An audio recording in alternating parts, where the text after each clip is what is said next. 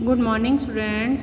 10th class बेटे, आज हम आपकी सप्लीमेंट्री का फर्स्ट लेसन शुरू कर रहे हैं। सप्लीमेंट्री की बुक है इंग्लिश की। आपकी दो बुक्स हैं, मेन कोर्स और सप्लीमेंट्री, जिसमें से हमने अभी सप्लीमेंट्री की फर्स्ट बुक जो शुरू करी है वो सप्लीमेंट्री है और इसका फर्स्ट लेसन है, नाम है लेसन का बेड नंबर 29। ऑथर का नाम है बेटे, इस स्टोरी के ऑथर का नाम है तारिक रहमान। ठीक है बेटा, एक एक नंबर में क्वेश्चन पूछे जा सकते हैं, ये आपने ऑथर का नाम भी याद करना है। देखो बेटा, a man whose hobby was painting, एक आदमी जिसकी जो हॉबी थी, शौक था, वो पेंटिंग करना था। मेट विद एन एक्सीडेंट, उसका एक्सीडेंट हो जाता है। And lost his I site, और उसकी आंखों की रोशनी चली जाती है। While he was in hospital, जब वो हॉस्पिटल में होता है, नईम हिज वार्डमेट, नईम जो है उसके वार्डमेट का नाम है, वार्डमेट मतलब जो उसके साथ वार्ड में था, encouraged him to paint again. Encouraged होता है बेटे प्रेरित करना, ठीक है, उसे प्रेरित करता है कि वो दोबारा से पेंटिंग शुरू करें। Naeem describe different scenes, Naeem जो है वो अलग अलग सीन्स को डिस्क्राइब, उसके सामने व्याख्या करता है। एंड ही पेंटेड दैम, और वो उनको पेंट करता है। देखो बच्चे, वो अंधा है, उसकी आंखों की रोशनी चली गई है, लेकिन फिर भी वो पहले पेंटिंग करता था, तो वो पेंट करता है। Naeem left hospital before the author, author मतलब लेखक है जिसने ये स्टोरी लिखी है, वो ही बोल रहा है। नईम जो है उससे पहले ही अपना हॉस्पिटल छोड़ देता है। गॉट हिज आई साइट बैक, जिससे पहले कि ऑथर की आंखों की रोशनी वापस आ जाए, उससे पहले जो नईम है ना बेटा, वो चला जाता है हॉस्पिटल छोड़कर। वो बस नईम कौन था? And why did he leave the hospital, और वो हॉस्पिटल क्यों छोड़ता है, ये देखते हैं। अब हम इस स्टोरी में हमने पढ़ना है। देखें बेटा, ब्रेक्स, एकदम से ब्रेक्स की बजने की आवाज़ आई। समथिंग स्ट्रक, कोई चीज़ बजी। समवन क्राइड, कोई चिल्लाया। And there was darkness spreading all around me, और चारों तरफ क्या था? अंधेरा ही था जो मेरी चारों तरफ फैल गया। Pain left in my whole body, सारे शरीर में दर्द हो रहा था। And a gentle voice said, तभी एक नरम सी आवाज़ आई, प्लीज़ डोंट मूव सर, कृपया हिले नहीं सर, इट माइट बी डेंजरस, ये खतरनाक हो सकता है।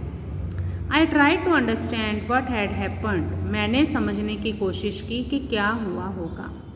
आई recall the pre dawn glow, pre dawn होता है बेटे सुबह, जो अर्ली होता है मॉर्निंग, मतलब सुबह सूरज निकलने से पहले की जो सुबह होती है, ठीक है, मुझे वो सीन याद आया। उसकी जो ट्रीज फ्लावर्स होते हैं, जो उस समय वृक्ष होते हैं, फूल होते हैं, द ड्यू बाथ ग्रास, और उस समय ओस पड़ी होती घास के ऊपर, वो सारा सीन कहता मुझे याद आया। आल वेटिंग फॉर द सनराइज, ये सारी चीज़ें किसका इंतज़ार कर रही होती हैं? सूरज के उगने की। I had imprison this all on the canvas, मैंने ये सारा कुछ, इम्प्रिजन होता है मतलब कैद कर लिया था अपने कैनवस पे। माई मास्टरपीस, जो कि मेरा मास्टरपीस था। जॉय ऑफ लाइफ, मेरी ज़िंदगी की खुशी थी। So I named it life, इसलिए मैंने उसका नाम ही ज़िंदगी रख दिया।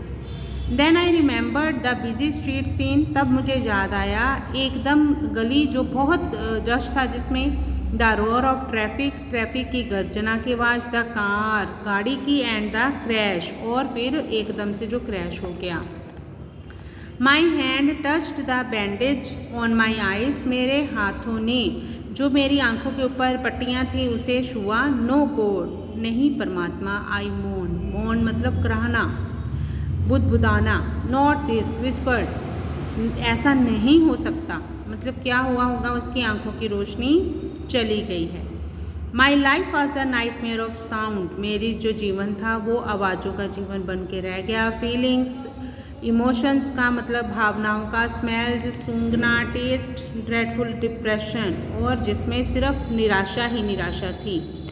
It was a cage of darkness, cage होता है पिंजरा, ये अंधेरे का वो पिंजरा था। विच हेल्ड मी प्रिजनर, जिसने मुझे कैदी बना दिया। डार्कनेस एंड मी, अंधेरा और केवल मैं। दैट्स ऑल, बस यही। टाइम स्टूड स्टिल, टाइम रुक सा गया। The sun rose no more for me, सूर्य मेरे लिए अब दोबारा नहीं चढ़ा। द ब्लूम ऑफ फ्लावर्स, फूल नहीं खिले। द स्ट्रीम्स, नदियाँ। The clear sky were just memory, साफ आसमान मेरे लिए सिर्फ याद बनकर रह गया। Life seem to be dying with me, ऐसा लगता था जीवन मेरे साथ ही मर गया। Hour after hour I would lie on the bed, कहता कई घंटे मैं बेड पे लेटा रहता, as if staring at the ceiling, staring होता है घूरना, जैसे मैं मतलब उसे छत को घूर रहा हूँ। हाउ डू यू डू, आप कैसे हो। ही वॉज माई वार्डमेट, ये मेरा वार्डमेट था। नईम नाम था उसका। Who was known as number 29, तो मतलब जो लेसन का नाम है बेड नंबर 29 वो नईम के साथ जुड़ा हुआ है बेटा, जिसे नंबर 29 कहते थे क्योंकि उसका that being the number of his bed, जो उसके बेड का नंबर था। A soft spoken cheerful man who comfort me with many a story, कहता है एक बहुत ही प्यार से बोलने वाला, खुश रहने वाला आदमी था जो हमेशा मुझे कोई ना कोई कहानी सुनाकर आराम देता। Diverting my mind from the shocking realities of life, मेरा माइंड जो था परे करता जो ज़िंदगी की डरावनी हकीकतों से। Except he limped and was on bed number 29, कहता है इसके अलावा, लिम्प्ड होता है लंगड़ाना, कि वो लंगड़ा के चलता है और उसका बेड नंबर 29 है। I hardly new anything about him, मैं बहुत मुश्किल से ही उसके बारे में कुछ और जानता था। He wonderfully describe the birds whooping among smiling brightness of the morning, वो कहता बहुत बढ़िया तरीके से, अद्भुत तरीके से डिस्क्राइब करता कि जो बर्ड्स हैं वो सुबह की रोशनी के बीच कैसे जो है फुदफुदा रहे हैं। And I imagined I could see the seen my self, और मुझे ऐसा लगता जैसे मैं कल्पना करता कि ये सारा सीन मैं खुद ही देख रहा हूँ। गो ऑन, चलते जाओ। आई वुड अर्ज, मैं उसे कहता। Whenever his voice stopped, जब वो बोलते बोलते कहीं रुक जाता। Thus he would minutely describe the scene outside the windows the whole day, वो खिड़की के बाहर के जो दृश्य थे मिन्यूटली मतलब बहुत बारीकी से उनके बारे में सारा दिन बताता रहता। This gave hope to me, ये मुझे आशा देते थे।